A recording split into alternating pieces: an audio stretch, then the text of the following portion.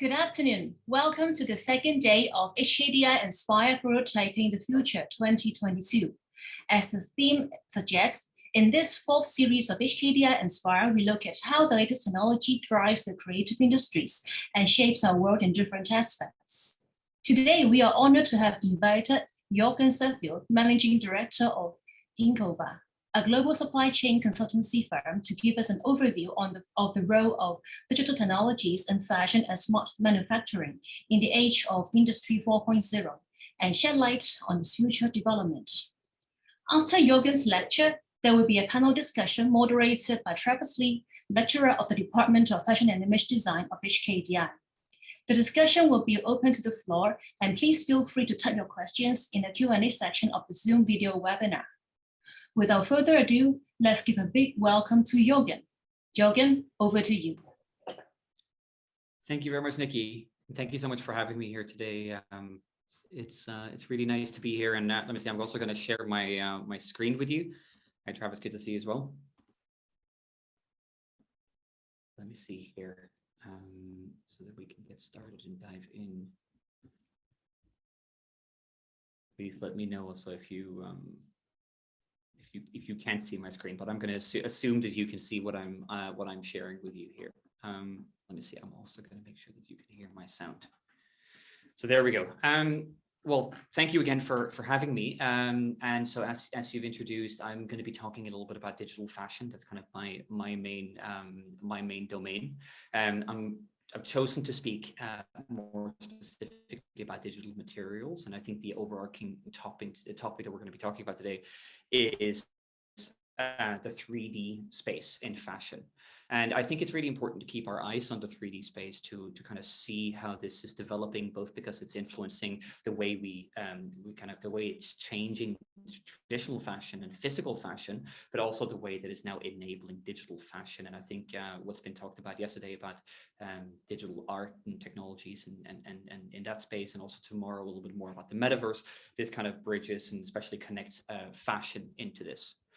So I'm just going to dive ahead. Let me see here if I can jump to my next slide. And I think it's important also to talk a little bit more about why are we here today, and what are we going to be diving a little bit into. And it's really hard to know exactly what to learn when the world it keeps on changing. So we don't really know exactly how the fashion world will look like tomorrow and in the future. But I'm hoping to do together with you here is really to be able to kind of inspire and to be able to paint a little bit of a picture of how the future might look like. I've spent the last decade, I would say, I'm really kind of building a little bit more of a prototype of what I'm going to be showing you today. And also with this, then I'm going to be showing you a few steps that you can take, whether you're fashion students or in the fashion space at all, or if you're also fashion professionals. I think this might be useful. And of course, also, I think it's important when you're learning new things, especially in 3D, it's important here also to understand why are we learning these things and why is that important? Why is it important to learn these things now? And what difference does it really make if we decide to pick these tools up or continue in the traditional ways? And how does this really influence everything that we do? So quickly, a little bit about myself and where I got into the fashion industry. And I actually got in at the beginning of the deep and the dirty ends of fashion manufacturing.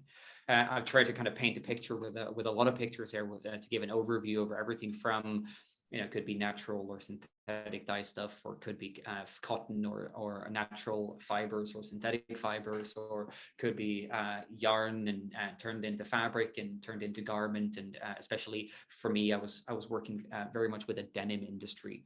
Today, we're not just going to talk specifically about denim. This applies to all sorts of different types of materials and fashion styles. But you will see a lot of reference material from the denim industry. That's also because I've spent a lot of time there, and also because I find denim to be particularly complex as a product with its indigo color and its laundry processes and these things.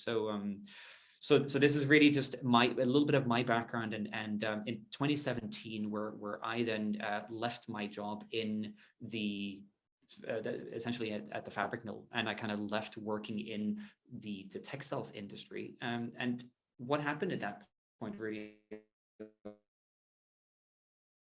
I got to see a lot of the inside of the manufacturing of fashion, and I'm an engineer by education background, and I never actually studied fashion, but I really got to learn everything from kind of just stumbling into the industry. And I had a friend of mine that was doing technology and had been doing game development and virtual reality and augmented reality, and for myself, having always been very interested in technologies, we decided to kind of team up together. And this is a little bit of a later day kind of crossover, as we're seeing right here with a screenshot essentially from the metaverse, or one of them here on the left side. But really just we looked into, this was early in 2017, we looked at how can we kind of combine the digital 3D game development aspects of what's happening in, like how that world is developing, with really everything that I've learned from fabric manufacturing to garment manufacturing to the way that was kind of we created products and the fashion industry kind of linked back into this. So at that point we looked into, or we started a company, and this was at the beginning what today has become INQOVA, and the idea was really to look into how can we help the industry digitize materials and digitize processes and do things a little bit differently, so that we can hopefully influence the industry and we can change the way that things are done. And this is just a very early beginning, but if you look all the way on the left-hand side here, it says 500 photos, and our early days of working with a fabric mill who were then creating sample garments, like most fabric mills does, they present their garments their fabrics through sample garments, and we were asked to create a 3D model of their end garment with a wash and everything on it. And so we ended up to kind of like look into different shortcuts or different smart ways of doing this, and we would adopt a way called or a method called photogrammetry. And with this approach, we would shoot around, let's say, 500 photos per garment. We would spin it around on a mannequin, and we would then turn that into a 3D object.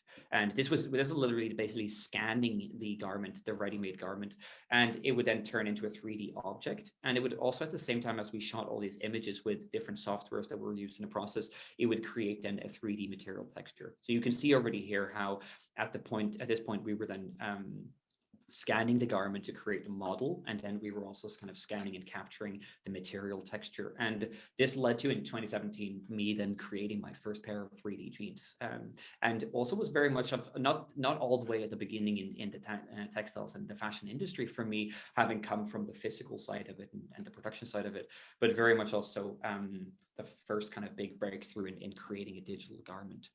And this garment, as you see right here, was created in that way, and also later turned into something that we then built for the same fabric manufacturer, was something we were very proud of at the time, the first augmented reality kind of 3D application in the denim industry.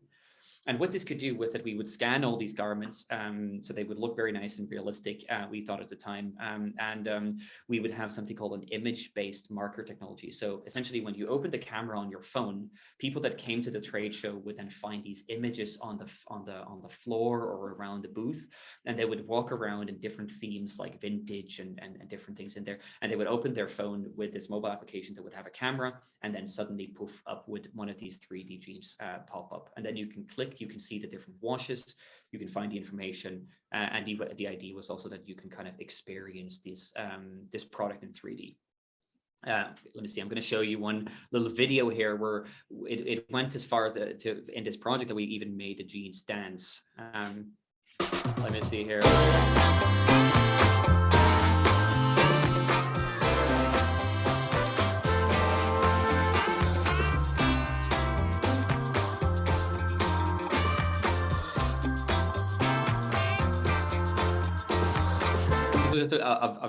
A short clip of a video that we created, and as we got really excited about this, we had kind of turned these real jeans into 3D jeans, and now they were suddenly dancing. But to us, it actually, although this was a very cool thing, and a lot of people thought it was very cool, we were quite disappointed by the achievement that we had made here, because we realized that we hadn't helped the industry at all, and we just kind of done what happens in a lot of cases with a lot of new technology. We had just created a new kind of cool technology, and in reality, we'd added another step to the entire fashion supply chain. So, the cool thing was that the jeans were dancing, but we hadn't really helped anyone except for create a gimmick with and that was kind of the big thing where we realized that it cost us almost $200 to scan and produce and create all of these 3D genes, and then on top of that having to make them dance and do all these other things, and we weren't really helping the industry the way that it was put together. So this was kind of the first point where we then decided, okay, we need to take a look at the industry and kind of how does the industry actually look like. We can't just start with a bunch of fancy technologies. We have to look at the fashion industry and you know, how the entire industry is put together. And to me, that's kind of where we went from the experiments and a lot of the cool things we did in the beginning to where we actually started to work towards, you know, a way that can actually help the fashion industry, and we can actually leverage 3D and these digital tools to do things differently, so that we can, for example, as we're going to get back to as well, we can influence the way we can save materials and reduce costs and increase speeds, and we'll highlight a few of those things later on. But I think most of you are familiar with this picture, but I've tried to simplify it. In, you know, in a lot of cases there will be variations of this, but we very often look at, for example, let's say the fiber, the cotton bale in this example here as well, as a commodity or something that's being traded and isn't necessarily just only used for fashion.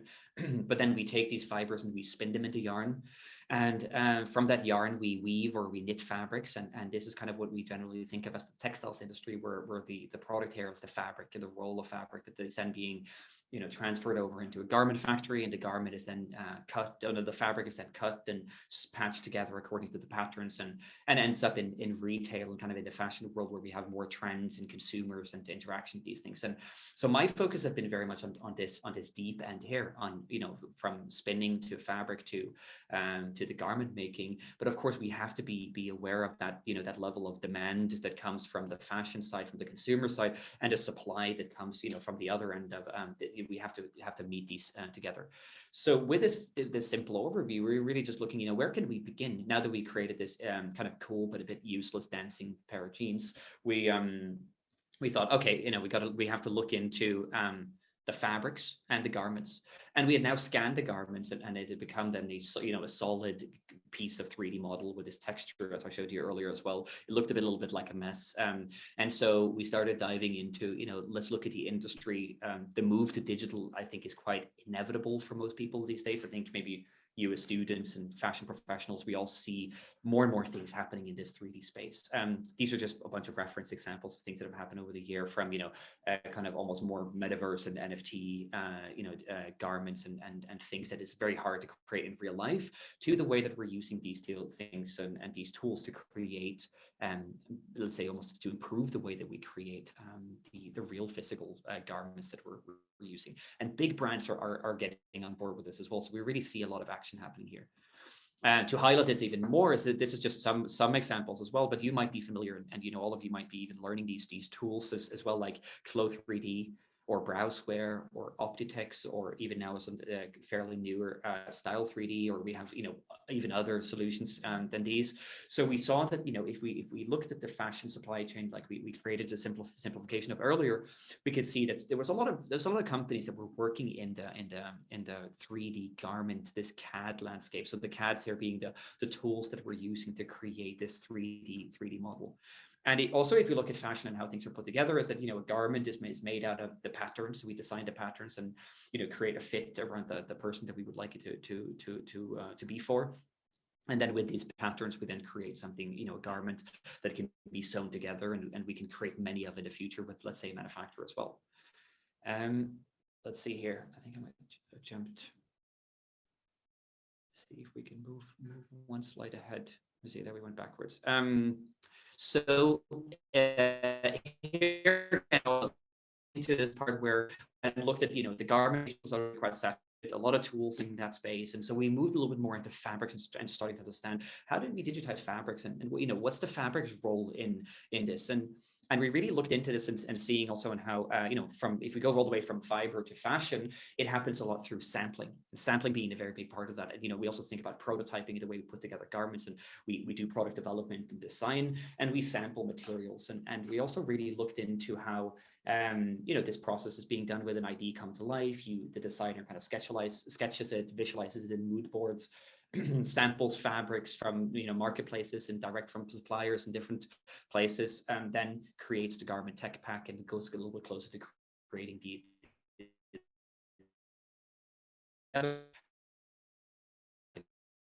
suppliers and manufacturers that can, create sample garments.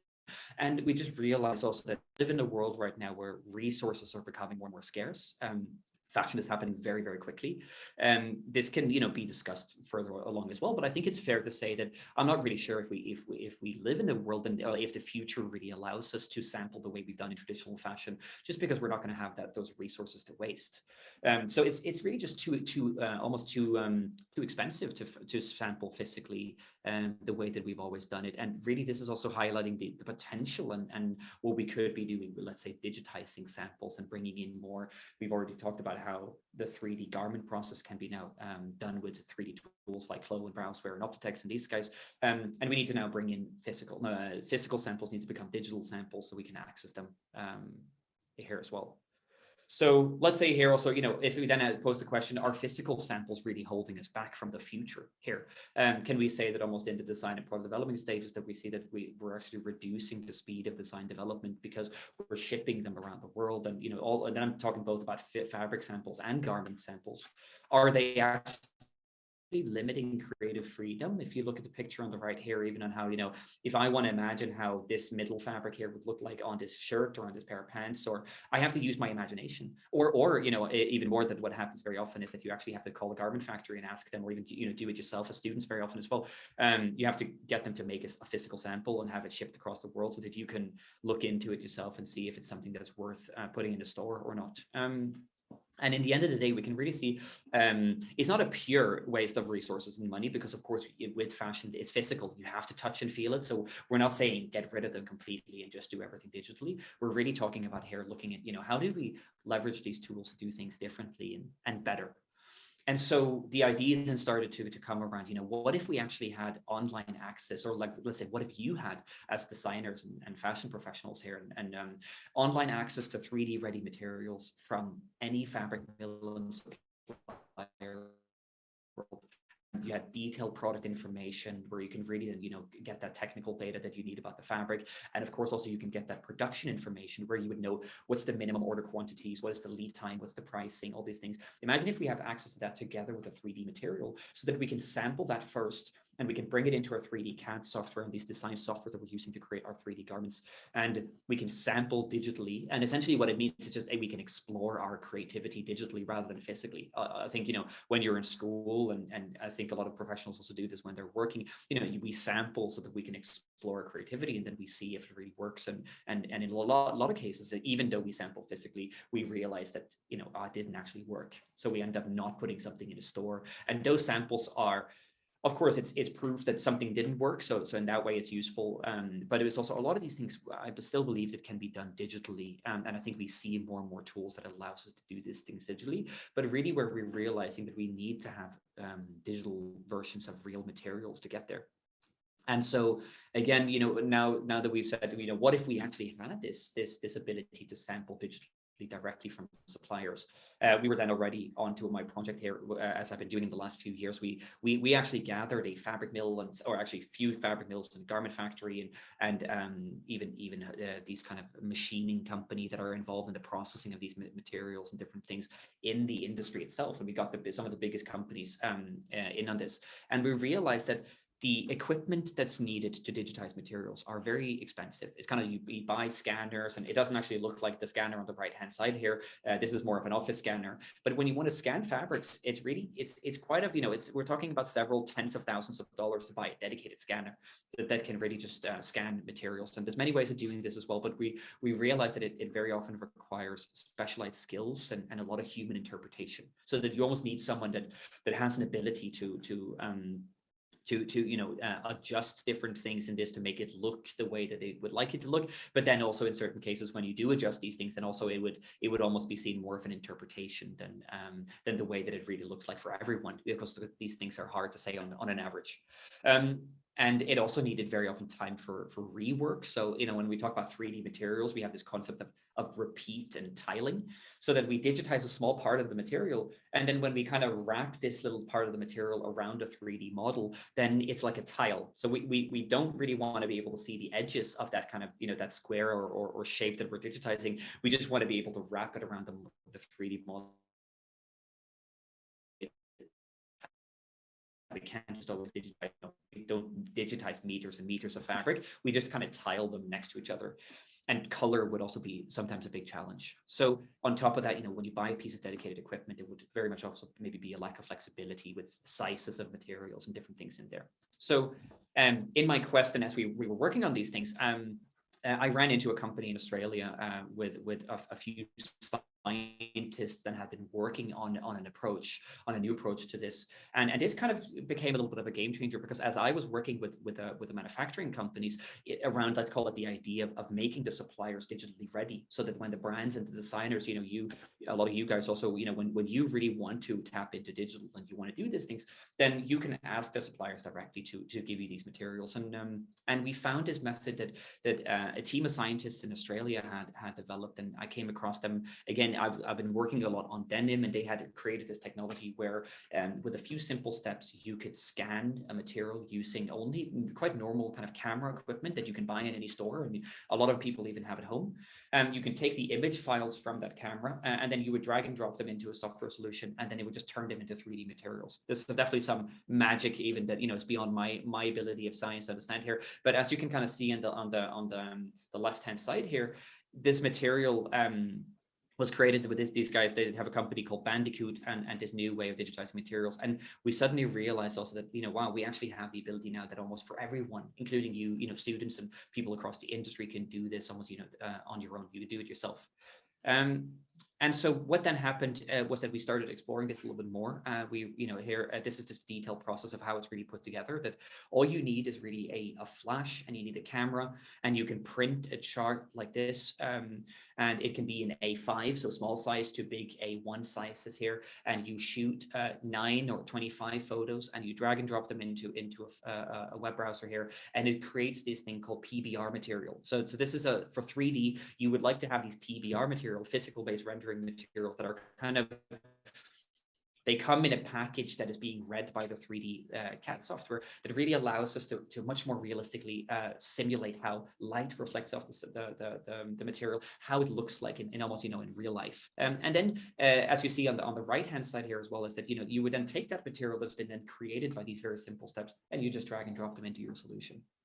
Or your 3D design solution. So back to that supply chain ideas, where we now we found a very easy, accessible way where the 3D design softwares, you can essentially go to their websites, to Flow and browse their website. You can find a lot of learning material. You can sign up for a trial. You can get started, by yourself. It was really cool. And the difficult thing was really, how do I get my materials, my own physical materials? Because I need to have a digital version of my physical materials to understand how that's, when I work on my own designs, how I can connect that into real life. Because also the interesting thing enough, that we've realized, and it almost doesn't need to be said in this, is really that you can't make a garment, a high quality garment, with bad materials. And because a digital garment is also made out of digital fabrics, you shouldn't really be making your digital garments out of bad, poor quality digital materials either. And this is kind of where we are today, which I think is also where I kind of want to connect the dots a little bit more, where right now we've been able, through some of these projects, very beginning stages, and as we're talking a little bit about today, prototyping the future. This is the beginning, I think, of a lot of big changes, and I think that you also can be a big part of this. Is as an example of one of the things that we've gotten to now, is this is from the website of a fabric mill that we work with. It's a Hong Kong based fabric mill. That the mill is in China. We have an office here in Hong Kong. Some of you might have even heard about Prosperity Textiles and Stella Blue Textiles. There's two different kind of divisions within the same company.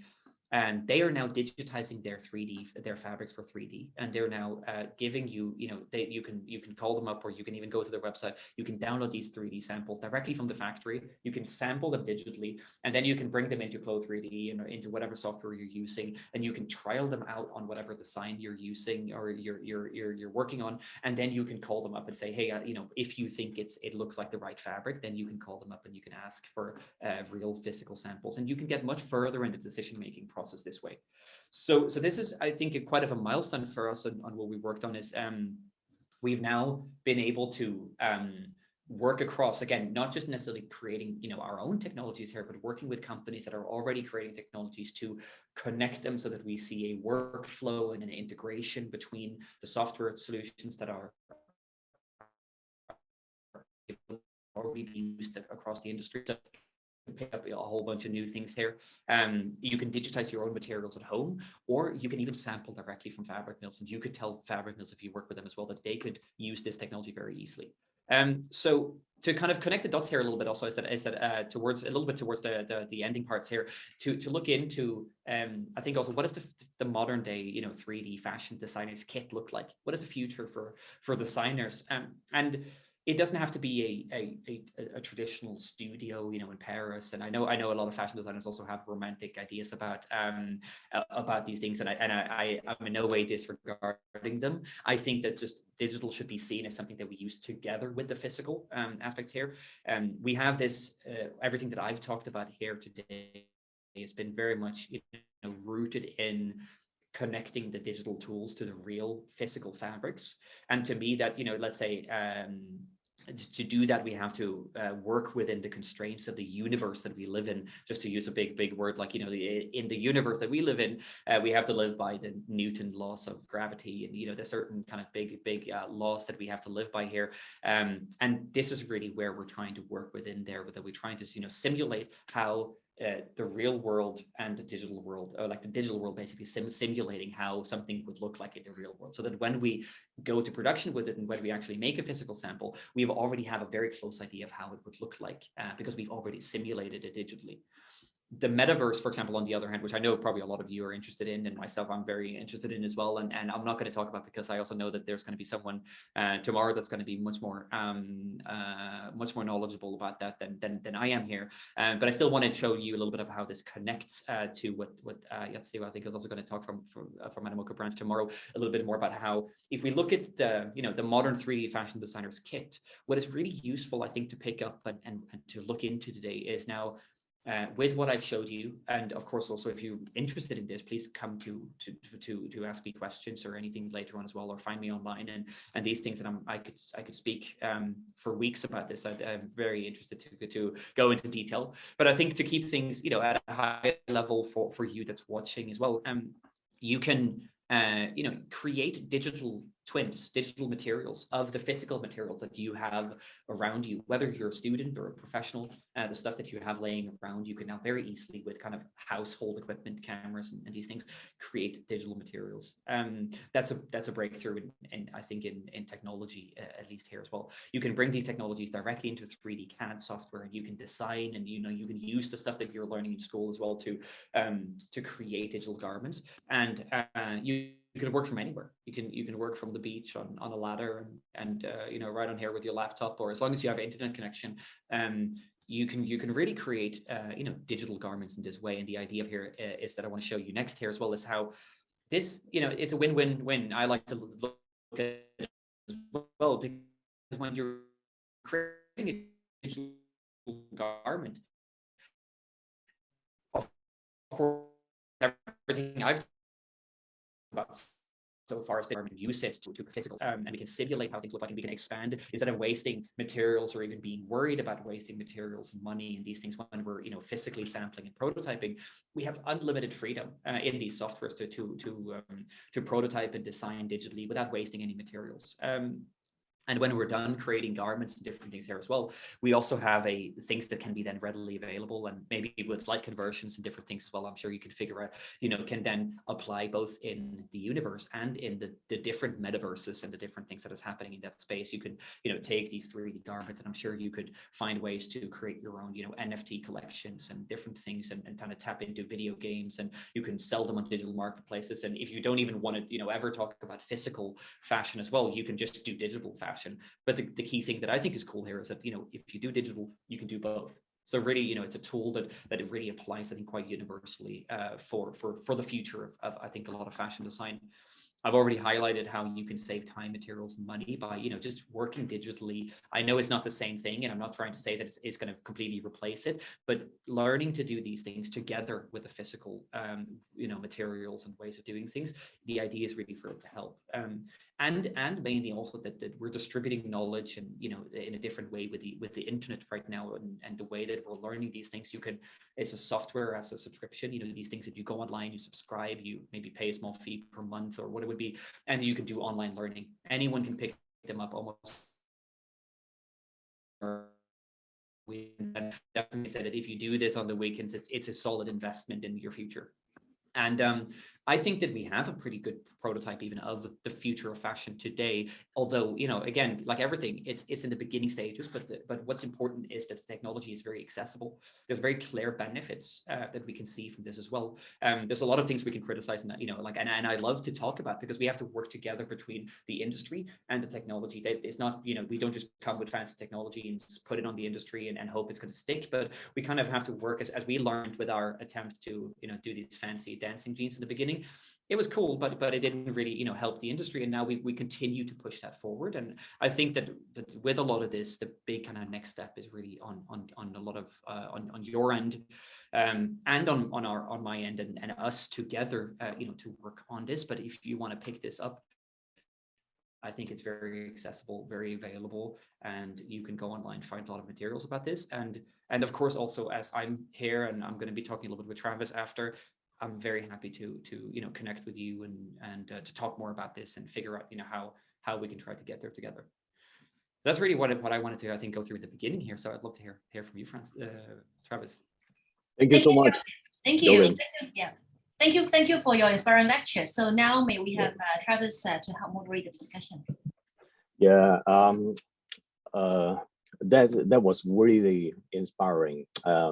Especially most of the attendees of today are students. I think all of them are so interested in these topics, and they are from different discipline, so from different program. Some of them are from the design, some of them are from image and stylings, and some of them are from the business side, and some of them are from the media design.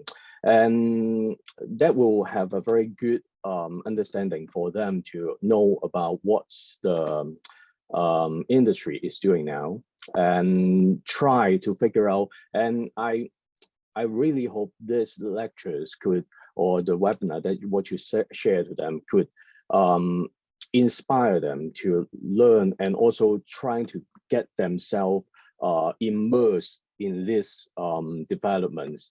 Because I think definitely for digital fashions, for individuals, every individuals in the industry, just like even for me and as a teachers, and for everyone, for designers, for marketers, they have to get themselves updates, and then trying to having some new mindset in thinking about whatever strategies in design or in the whole supply chain. And this would be a very good kickstart for our students. And here I got so much questions that I jot down while you are doing your presentations, and I'm trying to have some with you and try to initiate some discussions. Yeah, and I think no doubt that the pandemic influenced so much about digitalization in all disciplines, and fashion is one of them. We saw a lot of virtual fashion shows, even for some luxurious brands. And what do you think, how pandemic speed up the growth of digital solutions in fashions? It's a good question, and I think it's also, you know, an important reflection to make now when I'm not saying, you know, in any way that we're at the end of, you know, the pandemic, or necessarily that it's you know, everything is going to go back to the way that it worked, but the way that it was. But I think it's important to think about how has it really evolved, and especially if we look at I've been following this very closely, I would say, for the last 10 years. I've kind of had my eyes on it. As I showed you, my first pair of digital jeans kind of happened in 2017. I've tried a lot of different methods, and I really kept my eyes on this. And particularly also across the industry, I think the answer would be different depending on where you're kind of asking it. I think from a fashion perspective, especially if I use that same kind of overview as I used earlier with the textiles and the apparel and the fashion, because especially for me, when we talk about the way that fashion is being made physically, we have to talk about the supply chain. But a lot of the fashion things, like I see that there's a question here on the side as well, you know, talking about the commercial, the global commercial impact of the metaverse and the NFT communities, and these aren't really you know, these words existed before the pandemic as well, but I think that it's much bigger now at the point that we've gotten to, and I do think, of course, without necessarily knowing 100%, but I do think that the pandemic has contributed to on the fashion side, that digital fashion Yeah. The whole meaning digital fashion different before the pandemic and now, because people now think of digital fashion as you know, the metaverse and as NFTs and all of these things that I, you know, I completely agree with, but I also think that we can go away to what if we do connect it back to this, the physical supply chain, where digital fashion can be much more closely related to the tools is being used, like I've highlighted a little bit here, and how we can use them to create physical fashion that way. But I definitely think, from what I've seen, just to be a little bit more specific about it, I see that fabric mills, for example, that I've worked a lot in, garment factories, for example, as well.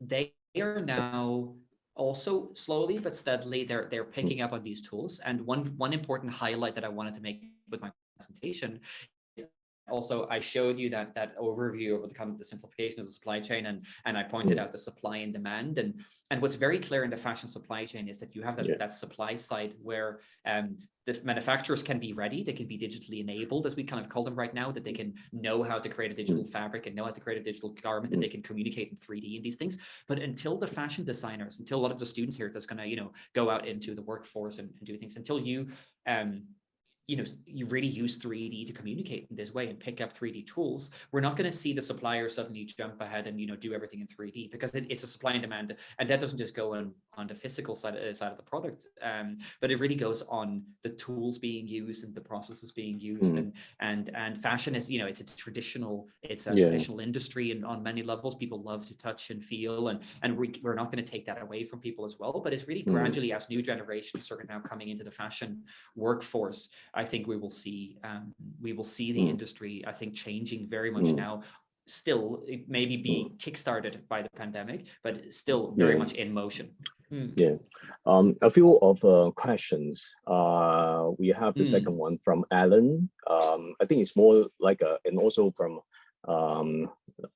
Mabel. I think they sort of having some comment in it. They so much agree that that is a very good directions for digital fashions to get evolved, and then with those ways, and at the same time, how does it speed up the transformations of digital lives, and also getting living styles or even fashion styles closer to the metaverse, to diverge a lot of things that something in between metaverse and also our real universe is always talking about how could we brought up something that we love in real life and then getting into the metaverse. Definitely, I think Maple get a very good judgment in it, and such a great comments. And I think it's what do you think? Because a lot of our students may be more interested, or even more interested in this such a boom of digital fashions. What sort of fashion jobs you expect or currently happen is demanding now in the market, or growing? It's a great question, because I think that there's a lot of the things that I was talking about earlier that you can almost kind of pick up. And of course, like a lot of the things that I've mentioned from a high level now needs to be learned and be used. And you know, that these are a lot of them are just tools. So I think that that concept of now learning the new tools is very, very important, where this is, of course, is my theory or expectation this as well, is that I think that we're going to be seeing a boom in 3D designers. We're already seeing a boom in 3D design roles, where fashion designers are now kind of the big roles that is being sought after, and it is in demand, is 3D designers. I think that you know, people that knows how to use the tools and really know how to just, you know, natively work a lot in 3D can save the company a lot of resources and money and time and all these things. And so if you know how to use these tools, that would be, let's say, well, maybe some of the new things that you would have to learn, but again, that puts you in a very strong position against a lot of the existing people in the industry. Because once you start working, I think a lot of people that, you know, already work, they know this, that it's you know, learning is lifelong, but it's still hard. You know, we have a full-time job, and you know, a lot of it, suddenly you have a family and you have a lot of stuff that you need to take care of, and it's harder and harder to pick up new things. And I think that is very important to learn 3D tools and learn these tools, but at the same time,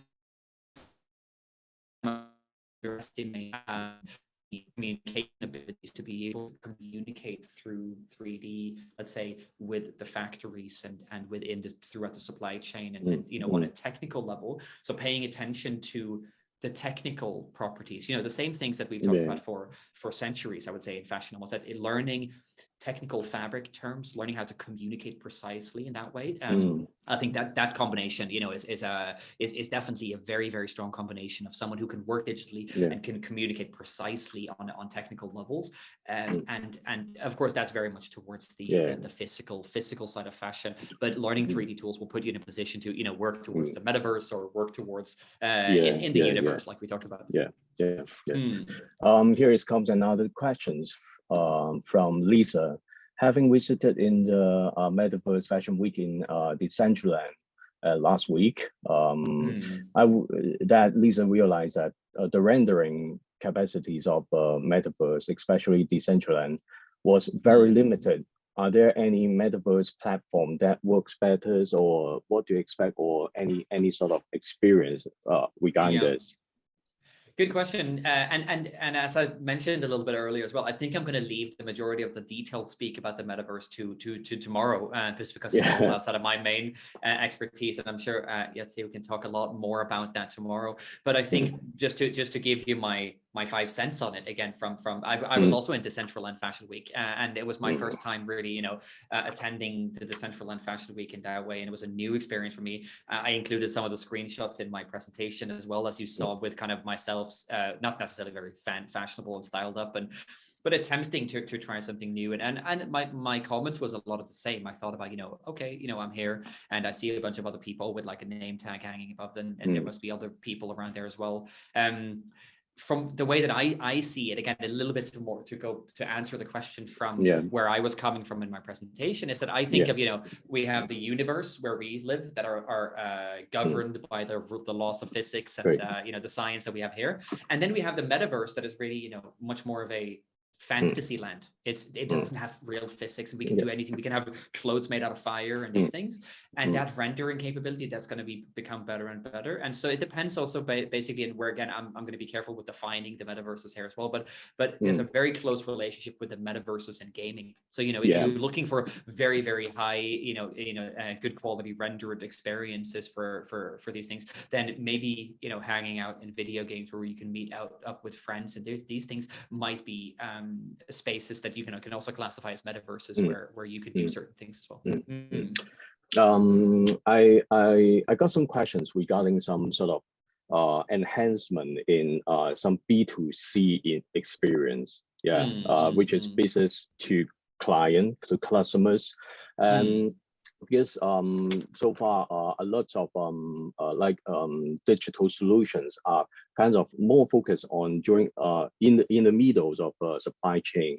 And as a consumers, I will also expect some benefits from virtual fashions.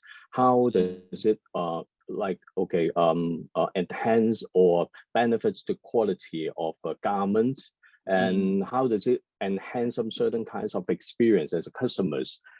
Say, for example, some virtual try-on, customizations, these sort of things. What do you think about that? I think that's, you know, I'm really glad you asked that question, because to me, this is one of the most exciting parts of, as I was, you know, walking you through my experimentation in the industry and the new technological developments of these things. I think that exactly what you're talking about is kind of, you know, where the consumers are getting to benefit from this as well. Is a very exciting part where to come back to a very, very important thing of, we talked a little bit about the design and product development process, on how, you know, designers are sampling and prototyping and these things, but to maybe come back to an issue or you know, something that I would say is quite broken with the fashion industry now that we need to fix. That's the way that, you know, the production model, the way we do produce fashion today, in my opinion, is very broken, because we do this process of design and product development, and we make a garment that we think the market is going to want, and then we go to a factory and say, hey, I want 10,000 pieces, or I want 100,000 pieces, and then we produce 100,000 pieces, let's say, of that pair of pants, and then we put it in the store, and then we hope that someone is going to buy it. And then, you know, it's either then going to be, there's 3 scenarios, and one of them is very like either you're going to overproduce or you're going to underproduce, and then if you underproduce, you're going to pull your hair and you wish that you produce more, and if you overproduce, then you're going to have a whole bunch of waste and inventory that you have to burn or sell, or all sorts of things that brands do with it. Or of course, the least likely thing to happen is that you're going to be hitting it exactly on. You're going to be producing exactly 10,000, and that was exactly the demand in the market. So I think to answer that question is really simple in terms of how on-demand manufacturing is my keyword for where I think that the consumers will greatly benefit from. When we do produce and design in 3D, we can actually in very IKEA has already been doing this, and a lot of you and including myself has probably been fooled by this almost in a way, thinking that something is real. But the way that IKEA has been presenting their furniture and their catalog you can look at a room, and it looks like they have a lot of IKEA furniture, and outside the window you see Tokyo, or you see Seoul, or you see London. And actually those environments are 3D environments where they can just swap out, for example, like they can swap the background out with Hong Kong for the Hong Kong market, and they can put some some kind of like more localized items on the table and different things, and they can customize it so that it's more appealing to each of the different markets without having to do a whole new photo shoot for each of them. And this is happening in fashion as well. I think more and more where we see 3D allows us to present something to the market before it's even produced, and then we can see if they like it, and if they like it, they can pre-buy it, and then we can produce it on demand. Big thing. Some incorporations of the AR technologies, or some sort of work that trying to cater or working with body scanning, because I think in my opinion, I think the productions of products could be kinds of modified into, like 10 years ago, everyone's talking about like mass customizations. But what about mass customizations could have any synergies with the technologies of like virtual fashions, that the consumer can actually looking at something that is not actually made, and then coming back and then to do some orders or customizations, and then having a new really original product that is designed or fit or whatever that is really suitable or designed for specific consumers. That will be definitely, as a consumer, it will be a very nice and then a really great good quality that is driven by that. No, I think exactly like you say. I think it's very interesting the way that we're going into this idea of how, just to link this also a little bit more up to what we see trending now with, for example, like the metaverses and this idea of, like, let's say now with Decentraland Fashion Week. Because imagine if, a brand, there were brands, and maybe not to highlight one brand, but let's say that, one of the brands in Decentraland, they launched a product, and then, the concept is very much that you can launch a product, and then people can buy that digital product, and they can dress up that avatar, and then they can, put that clothing on themselves. And let's imagine, for example, that I created a digital hoodie that said INQOVA all over it.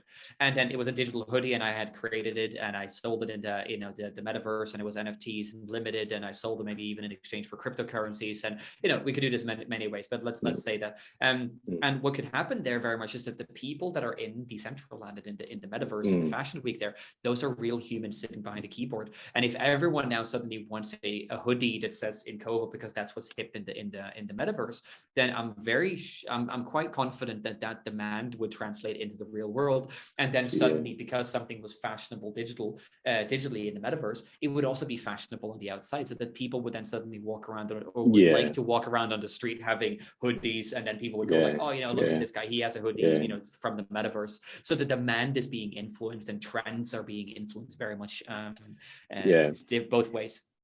I also saw situations. It's like, okay, there are two ends now. One end is the supplier, the producers are trying to give better products with more efficient use of resources of time with the digital things. And on the other hand, a lot of consumers trying to get themselves interested in it with the concept on like an NFT, like a metaverse things. But something, I think there will be eventually something that they can joining together, like what you said, in the game or in the metaphors, they have certain kinds of really nice outfit, and then they try to, or they want to have one real one, okay, in the real world.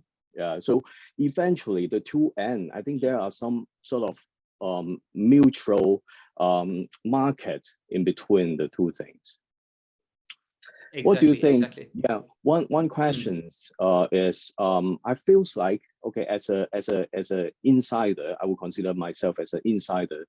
I feels like in the suppliers, the production size are quite start getting used to it, but the consumer or customers feels like a little bit not ready for virtual fashion, or getting basic understanding about it. Do you agree with that?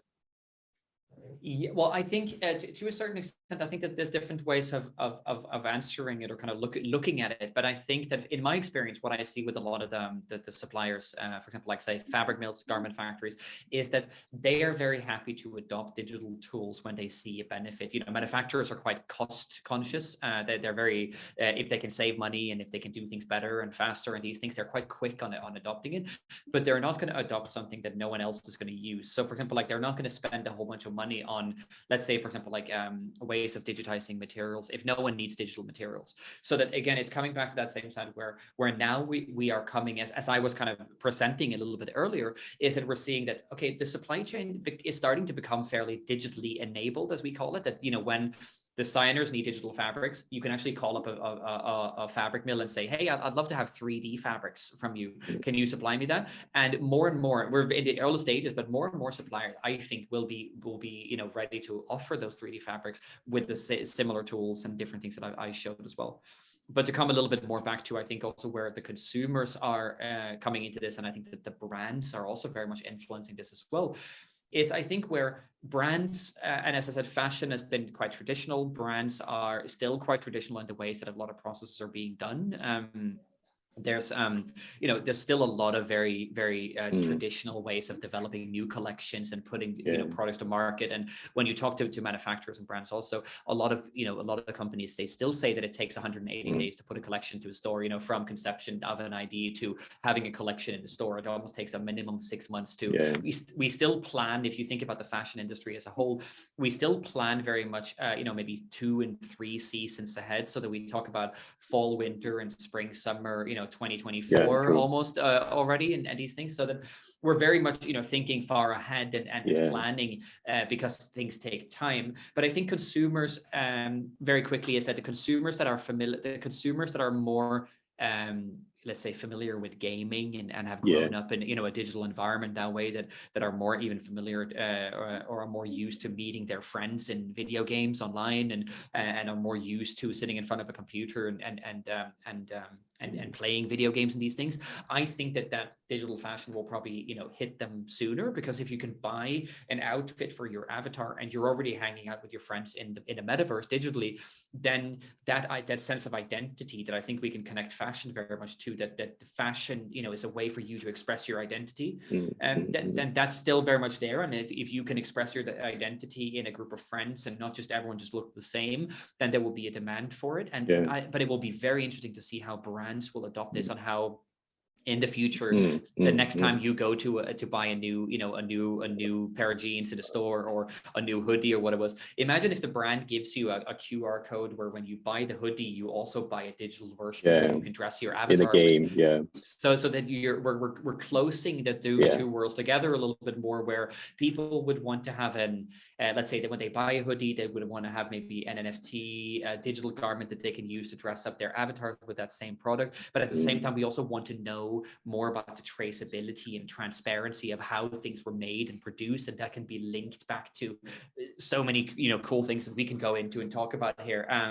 We can foresee there will be in the very near future, there will be some collaboration between PlayStations and say Gucci, North Face, whatever. Absolutely. I think definitely there will be some big collaboration in between. We also got Alan's new comments. Metaverse to me is another market space for us to create and dream further. Real world will always here. Interesting. Yeah, definitely. Yeah, I got a very good statement about that. And Marcus also got the very similar questions as I do in that I draw in the paper, and is what do you think, Jørgen? What will it be, the digital fashion in the 10 years or 5 years from now on? What will it be evolved to what extent?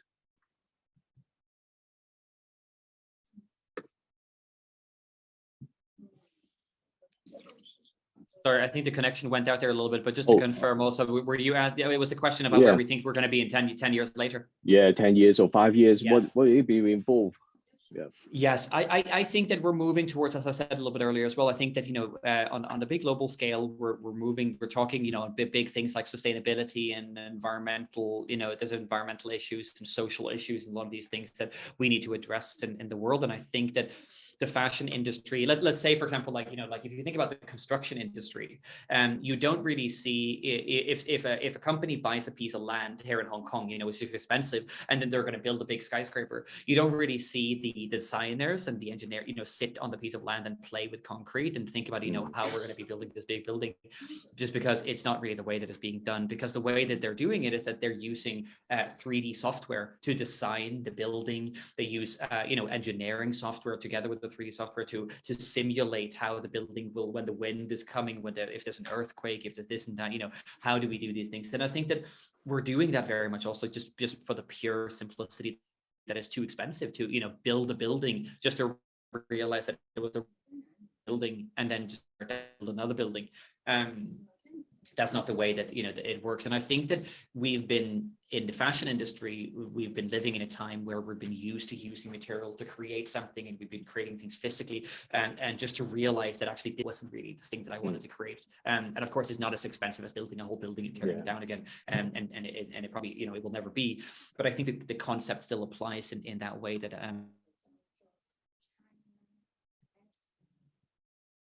use the collections.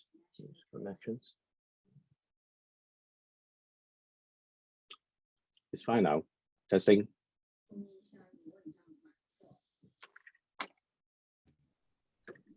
I think we disconnected quickly. Yeah. Can you hear me again? It's fine now. Yeah, perfect. Okay. Okay. Yeah, no, so I think in about a 10 years time, I think that we're gonna have to work digitally just to save resources and to do things differently in that way. I think it's going to be very, very interesting to see, as we've talked about already, about the linking of the digital and the physical. I think the skills that you can learn, as I've also pointed out in my presentation slides, you know, they can apply both in the physical and the digital world. It's up to you that you can choose, you know, what to do with them. And I think also great, you know, just to comment on that same thing here, that you know, the metaverse is another market and space for us to create and dream further. It's the way I think exactly the same. I think it's, you know, it's fantasy land where there's no rules and there's no, you can make clothes out of fire and water and you can do all these cool things. We just can't do it because of physics in the real world. So you know, thinking of it in that way of how do we use, you know, fantasy worlds and how do we use the real world around us where we have physical limitations in different ways. So I think this is you know, where the direction that we're going in, and we're going to see that link be closer and closer. And as you've already pointed out, we're going to see collaborations between fashion brands and game platforms and game developers, as the same way as we're seeing now fashion brands have been creating, you know, let's say merchandise with artists for a very long time. These kind of collaborations are becoming very common, and I think we're going to see this almost, you know, bleed into each other or dissolve into each other a little bit more, where it's becoming an integral part of fashion as we will know fashion in the future. Digital and physical will just be, it will just be there both. I think very much. True.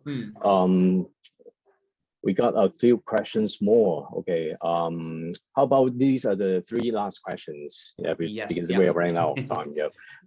Dispatch the last questions. To the speakers, I just would like to inquire if you have any informations of radiation productions fabrics for digital clothing.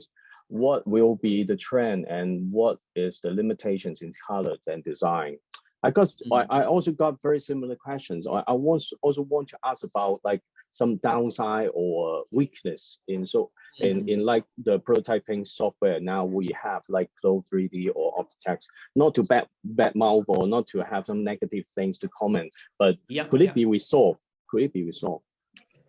Yes, I think it's important to recognize all the way from the beginning. And I think anyone that, came into a room today and just, tried to hard sell a lot of the technologies as solving all of this, I don't think it's simple. I think it's there will always be pros and cons, even if you go to look at the different type of garment solutions out there. Like if you look at Flow or Browseware or Optitex, or there's also differences and strengths and weaknesses between them in that way. So I think that it's important to kind of get to know them depending on what you're trying to create and what kind of fashion space you're in and what's important to you and what's less important to you. There's going to be different pros and cons of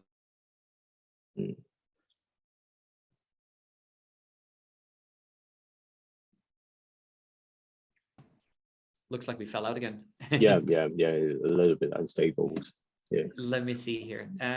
So I think to come back to the question is, I think also very much that let me see. I'm just gonna open up that here as well. So the radio production products, and also yes, the next questions is about like body conditions monitoring. It's more kinds of smart fashions, and also how does it relate to the digital fashion things. I would say, just to quickly come back to John Lee's question about the color and the limitations of the design and these kind of things. I would say that color is a science of its own, so we have to remember that color is also in the could it go back between the metaverse and the space as well. Color is light and reflection and all these things, and we're doing I think also everything that we can right now. Like a lot of technologies are approaching that differently and coming up with new solutions. There will be limitations to color standards, to different light standards and different digital standards. I think will be a very, very important thing to keep our eyes on. And the same thing also with physics. Let's say, for example, like how do you simulate stretch in materials digitally? Here we also got the two last comments from Marina. From a consumer point of view, I do feel digital fashion is a lifesaver for people with special needs, even maternities and also toddler fashions. It's true, yeah, because I always fancy a perfect solutions in virtual try-on. Yeah, from we saw a lot of parties are trying to do some fit simulators. But in my opinion, I think it still can be further improved in a sense, like the popularity of body scanners, or the popularity of how to get our self measures, and then those kind of things are actually could be put at the same time with privacy concern, and then which could be input into the some online store, whatever big online store like Prêt-à-Porter or whatever fast fashions online store, and then I can have a very instant fitting virtual try on it. That will have a lot of nice, really what is said like as lifesavers for a lot of people that they are not convenienced to have an actual try on. It's I think also like exactly like you say, these new technologies like augmented reality, for example. Yeah. I think really AR as well. In e-commerce, you can try things and on. then doing example, mapping like things, Snapchat filters or Instagram filters, or these facial filters and these things that is now becoming very popular. There's no good reason for why that can't translate into digital fashion. Last comments from Venus. If digital fashion has already been developed 10 years and fast fashion like Sarah also got into it, do you think it would seems like the connection is going okay, do you think it would decrease the value of fashion's NFT, because like some fast fashion brand also get into the digital fashions gimmicks or things? Do you think there is a decrease of values of a fashion NFT? The last questions.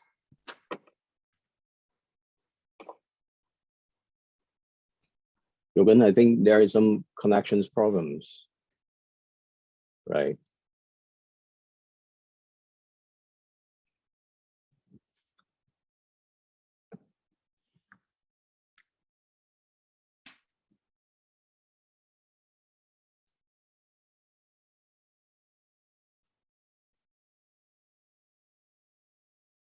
Okay.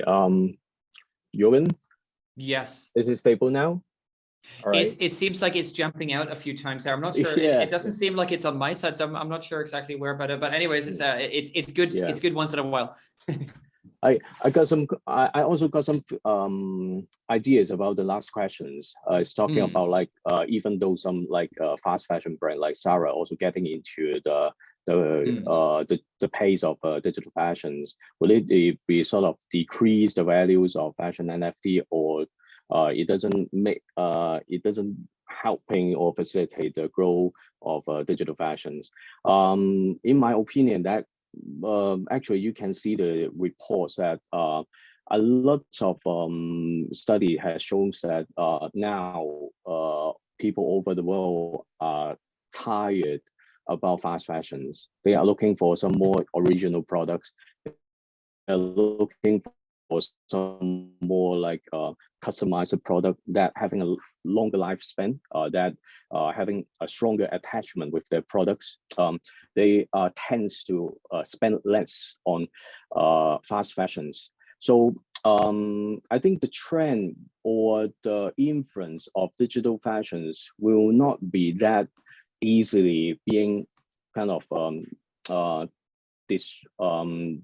destroy or kind of decreasing the value of it, because different brands or different companies, such as some fast fashions company, trying to also have get into the digital fashions things. What do you think, Jørgen?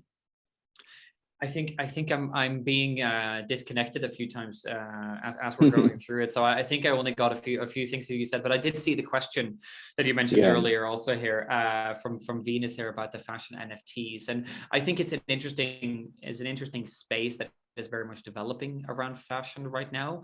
I think it's, you know, a lot of there is definitely a lot of hype. I'm in no way saying that, you know, I believe that NFTs are purely a hype. I do think that there's a lot of very, very interesting things that are happening around the technology.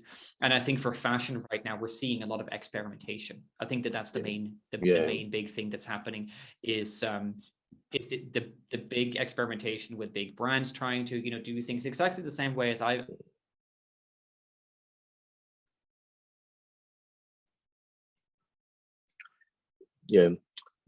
think the last question is quite really the last one. Okay, the ultimate one. CL is asking, do you think in the future there will be some soft avatars to develop, because she or he is lingerie designers? It's difficult to fit to the hard bodies. What do you think about that? Yeah.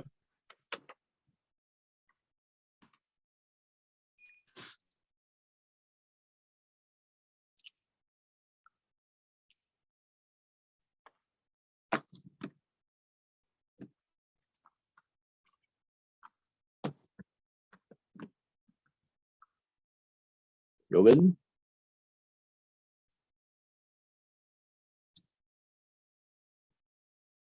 Okay, once again, jumping in and out.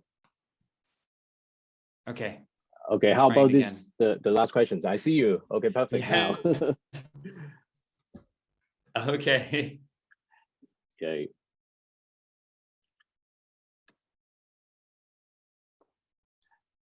We're good now. Yeah, we saw you. Can you hear us? Can you hear me? It looks like I'm being cut off from the audio here by Zoom. I'm not sure exactly what is happening. But we can hear you. We can hear you. Would you try, if you don't have a bad solution at the moment, could you try to answer the last questions? Jørgen, can you hear us? Yes, I can hear you, Travis. Oh, great. There, but it keeps going in and out. So I'm not sure what it looks like. It's just completely disconnecting and then bringing me back in again. So I'm not sure if it's gonna hold. So we have the last questions. Just now, the lingerie designers have that concern about it.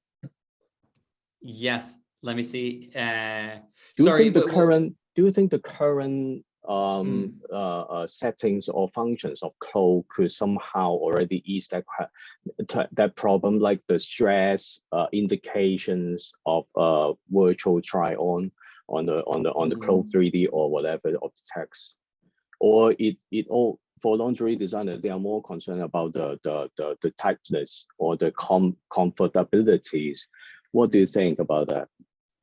I think the fit is very important, and like we talked about, I think fit in fashion, I think is generally, I think, extremely important. It's something that I think anyone in fashion, is very is very focused on when creating fashion as well. And so I do think that, again, different solutions in 3D tools have different ways of kind of trying on avatars, and about showing heat maps, and about simulating how it would look like if you're running, or if you're walking, or if you're in stairs, or different things there as well. So I think that the 3D tools allows us to try things out in different sizes, and maybe also allows us to customize different sizes and to kind of scale fit a little differently, and just to generally to adjust the way that we work but by using these tools, and to be able to kind of see how something would come out before we're actually going ahead and producing samples and trying it on a real person. So I definitely think I don't have that much experience also with a lot of let's say lingerie or different type of